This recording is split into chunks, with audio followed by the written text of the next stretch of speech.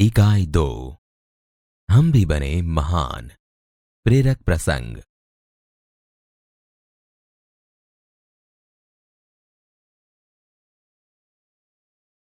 प्रेरक प्रसंग का श्रवण कीजिए। कर्तव्य। मेले में सब खिलौने ले रहे थे। तब नरेंद्र नामक एक लड़के ने 2 रुपए का एक शिवलिंग खरीदा। अब भी उसके पास एक चवन्नी बची थी। एक लड़के को रोते देखकर नरेंद्र ने उससे पूछा, क्यों रो रहा है? लड़के ने कहा, मेरे पास एक चवन्नी थी, कहीं गिर गई। अब मेरी मां मुझे बहुत पीटेगी। कोई बात नहीं, यह लो चवन्नी, कहकर नरेंद्र ने अपनी चवन्नी उसे दे दी और आगे बढ़ गया। अभी नरेंद्र कुछ दूर ही गया था कि सामने से एक मोटर आती दिखाई दी।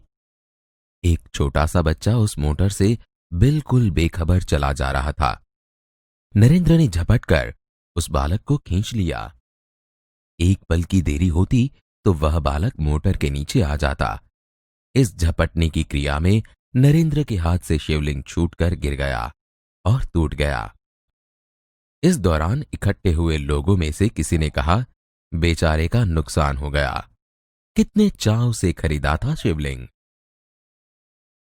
यह सुनते ही नरेंद्र ने कहा, इससे क्या, इस बालक की जान बचाना मेरा पहला कर्तव्य है। वस्तु से भी व्यक्ति का जीवन ज्यादा महत्वपूर्ण है। मानवता सबसे ऊपर है। बचपन से ही ऐसे ख्याल रखने वाला नरेंद्र आगे चलकर स्वामी विवेकानंद के नाम से प्रसिद्ध हुआ। नियम सबके लिए है। बात सन 1885 की है। पूना के न्यू इंग्लिश हाई स्कूल में समारोह हो रहा था। प्रमुख द्वार पर एक स्वयंसेवक नियुक्त था, जिसे यह कर्तव्य भार दिया गया था कि आने वाले अतिथियों के निमंत्रण पत्र देखकर उन्हें सभा स्थल पर यथास्थान बिठा दे। उस समारोह के मुख्य अतिथि थे मुख्य न्यायाधीश Mahadev Govind Ranade.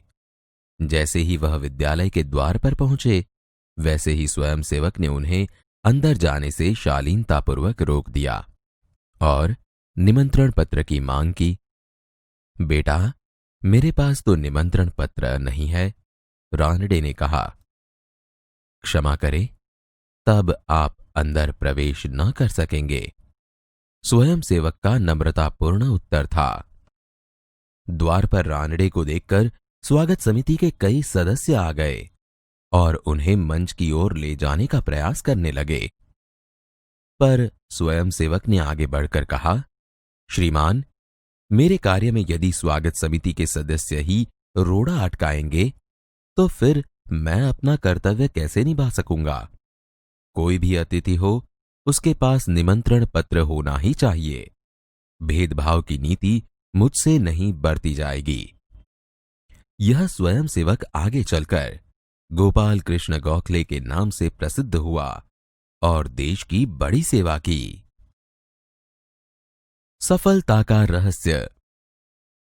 Under 14 cricket team के कप्तान के रूप में एक लड़का अपनी टीम के साथ क्रिकेट मैच खेलने के लिए अहमदाबाद में आया था। उसकी टीम 5 स्टार होटल में ठहरी थी। सुबह उठते ही पूरी टीम कोच मैनेजर के साथ अल्पाहार के लिए तैयार थी। एकमात्र कप्तान नहीं दिखाई दे रहा था। उसे ढूंढने के लिए पूरी टीम लग गई, पर वह नहीं मिला। बाद में किसी ने जाकर उसके कमरे की गैलरी में देखा तो वह एक हाथ से गेंद फेंक रहा था और जो ही गेंद दीवार से टकराकर वापस आती थी तो दूसरे हाथ से बल्ले से गेंद को खेल रहा था। साथी खिलाड़ी टीम में शामिल होने पर ही संतुष्ट थे, लेकिन वह कप्तान होकर भी सारी रात अपने आप अभ्यास करता रहा। उस अभ्यास एवं क्रिकेट के प्रति लगाव देखकर कोच मैनेजर और सभी साथी खिलाड़ी दंग रह गए।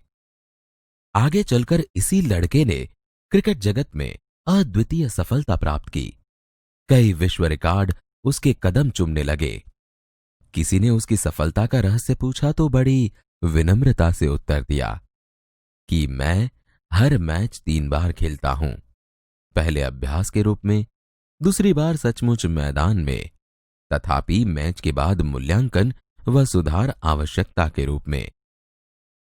यह लड़का कोई और नहीं, क्रिकेट की दुनिया में सफलता के नीत नए कीर्तिमान स्थापित करने वाला हमारा सचिन रमेश तेंदुलकर है। सचमुच एकाग्रता, अविरत अभ्यास, कठोर परिश्रम एवं लगन ही सफलता के आधार हैं। प्रामाणिकता। एक दिन हजरत अली राज के खजाने की जांच करने गए। काम करते करते अंधेरा हो गया। मोमबत्ती जलाई गई। थोड़ी देर बाद दो सरदार अपने निजी काम के लिए उनके पास आए। हजरत अली ने उन्हें बैठने के लिए कहा। हिसाब की जांच पड़ताल पूरी हुई। हजरत ने मोमबत्ती बुझा दी और मेज के खाने में से दूसरी मोमबत्ती निकालकर जला ली। सरदारों को यह देखकर बड़ा आश्चर्य हुआ। हजरत अली ने एक मोमबत्ती बुझाकर दूसरी क्यों जलाई, यह सरदार न समझ सके। एक सरदार ने बड़ी नम्रता से हजरत अली से पूछा। हजरत अली बोले, भाई, अब तक मैं राजकाज का काम कर रहा था, इसलिए राज की मोमबत्ती जला रखी थी। अब निजी काम शुरू हुआ है, इसलिए मैंने अपनी मोमबत्ती जला ली, नहीं तो मैं चोर या हरामखोर कहलाता। हर एक आदमी को चोरी और हरामखोरी से बचकर चलना चाहिए, चाहे वह अमीर हो या फकीर। देखने में तो यह बात बहुत छोटी सी लगती है, पर बड़े महत्व की है। अब हम आजाद हो गए हैं। राजकाज का काम तभी अच्छी तरह से चल सकता है जब लोगों में इस तरह की प्रामाणिकता हो। हमारे पुरखों ने कहा है, मां गृधः कस्य स्वीद धनम। किसी के धन माल की लालसा मत करो, यह मनुष्य के लिए सबसे बड़ी सीख है। प्रेरक प्रसंग का पठन कीजिए।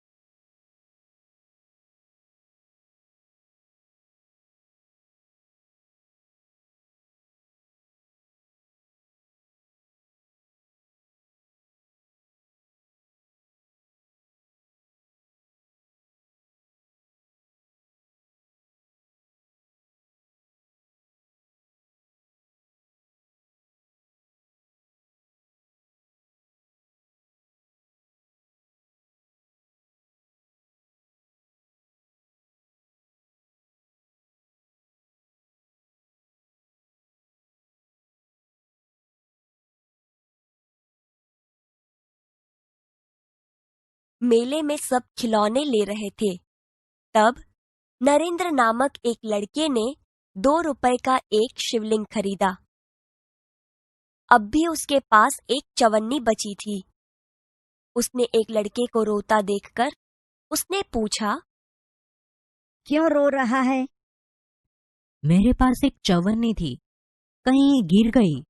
अब मेरी माँ मुझे बहुत पिटेगी। कोई बात नहीं, यह लो चवन्नी। नरेंद्र ने अपनी चवन्नी उसे दे दी और आगे बढ़ गया। अभी नरेंद्र कुछ दूर ही गया था कि सामने से एक मोटर आती दिखाई दी। एक छोटा सा बच्चा उस मोटर से बिल्कुल बेखबर चला जा रहा था। नरेंद्र ने झपट कर उस बालक को खींच लिया। एक पल की देरी होती तो वह बालक मोटर के नीचे आ जाता। इस झपटने की क्रिया में नरेंद्र के हाथ से शिवलिंग छूटकर गिर गया और टूट गया। इस दौरान इकट्ठे हुए लोगों में से किसी ने कहा, बेचारे का नुकसान हो गया। कितने चाव से खरीदा था शिवलिंग। इससे क्या, इस बालक की जान बचाना मेरा पहला कर्तव्य है। वस्तु से भी व्यक्ति का जीवन ज्यादा महत्वपूर्ण है। मानवता सबसे ऊपर है।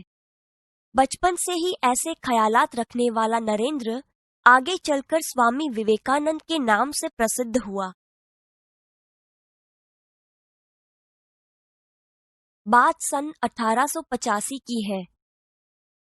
पूना के न्यू इंग्लिश हाई स्कूल में समारोह हो रहा था।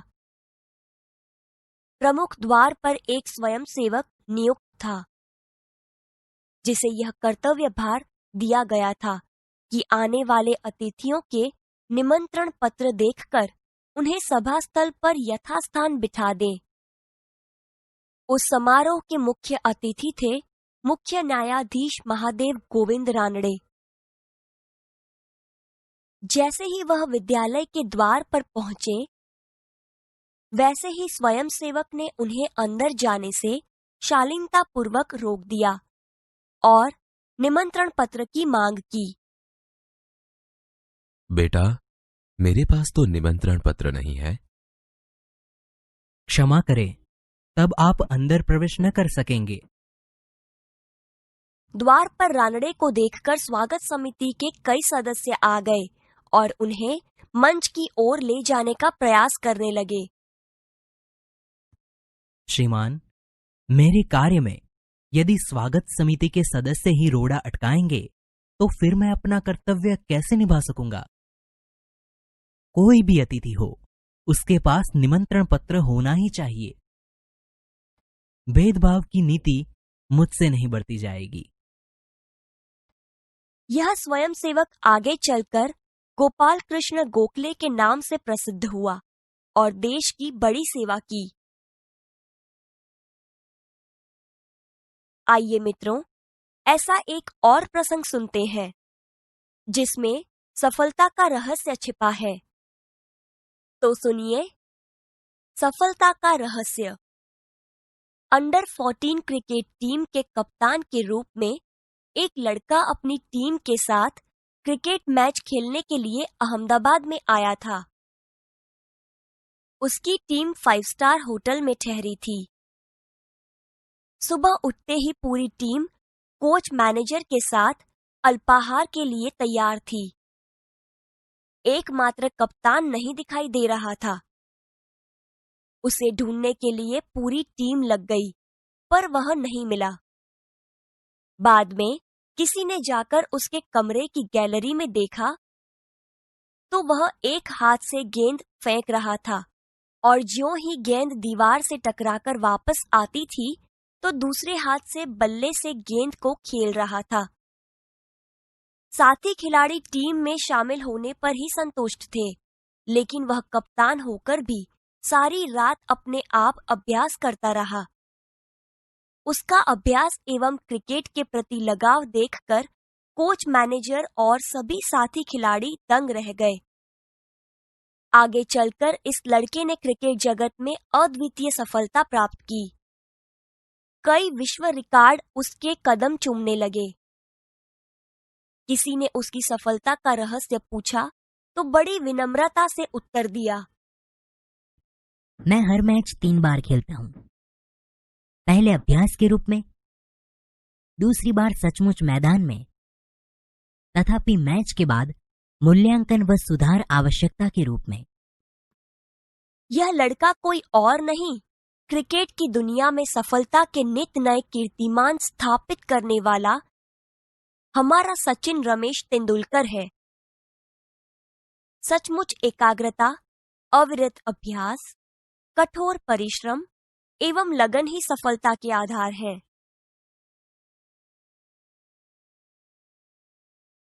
एक दिन हजरत अली राज के खजाने की जांच करने गए।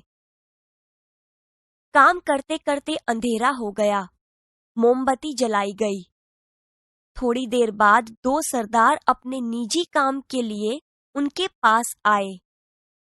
हजरत अली ने उन्हें बैठने के लिए कहा। हिसाब की जांच पड़ताल पूरी हुई। हजरत ने मोमबत्ती बुझा दी और मेज के खाने में से दूसरी मोमबत्ती निकालकर जला ली। सरदारों को यह देखकर बड़ा आश्चर्य हुआ। हजरत अली ने एक मोमबत्ती बुझाकर दूसरी क्यों जलाई, यह सरदार न समझ सके। एक सरदार ने बड़ी नम्रता से हजरत अली से पूछा, आपने एक मोमबत्ती बुझाकर दूसरी क्यों जलाई? भाई, अब तक मैं राजकाज का काम करता था, इसलिए राज की मोमबत्ती जला रखी थी। अब निजी काम शुरू हुआ है, इसलिए मैंने अपनी मोमबत्ती जला ली, नहीं तो मैं चोर या हरामखोर कहलाता। हर एक आदमी को चोरी और हरामखोरी से बचकर चलना चाहिए, चाहे वह अमीर हो या फकीर। देखने में तो यह बात बहुत छोटी सी लगती है, पर बड़े महत्व की है। अब हम आजाद हो गए हैं। राजकाज का काम तभी अच्छी तरह से चल सकता है जब लोगों में इस तरह की प्रामाणिकता हो। हमारे पुरखों ने कहा है, मां गृदः कस्य स्वीद धनम, किसी के धन माल की लालसा मत करो। यह मनुष्य के लिए सबसे बड़ी सीख है। मित्रों, हमने पहली इकाई में विशेषण के कुछ प्रकार की समझ प्राप्त की थी। विशेषण के अन्य प्रकार भी है। आइए उसके बारे में भी जानकारी प्राप्त करें। अब इन वाक्यों को पढ़िए। भाषा सज्जता। निम्नलिखित वाक्यों को पढ़िए। 1. राधा ने 2 लीटर तेल मंगवाया है। 2. किशन ने 50 ग्राम इलायची खरीदी। 3. राहुल थोड़ी चीनी लेकर आया। 4. पिताजी बाजार से कुछ सब्जियां लाए। समझूती। यहां पर आपने देखा कि जिन शब्दों को रेखांकित किया गया है वे शब्द नाप तोल का बोध कराते हैं, जैसे कि 2 लीटर, 50 ग्राम, थोड़ी, कुछ। जो शब्द किसी वस्तु के नाप तोल को दर्शाते हैं उसे परिमाणवाचक विशेषण कहते हैं। इन वाक्यों को पढ़िए। निम्नलिखित वाक्यों को पढ़िए। 1. मेरा काम पूरा हो गया। 2. वह आदमी जा रहा है। 3. यह घोड़ा है। 4. मुझे कोई किताब दे दीजिए। 5. ये लोग कौन थे? समझूती। यहां हम देख सकते हैं कि जो रेखांकित शब्द है वे सर्वनाम है। यहां पर ये शब्द संज्ञा की विशेषता बताते हैं। जब सर्वनाम किसी संज्ञा की विशेषता बताता है तब उसे सार्वनामिक विशेषण कहते हैं।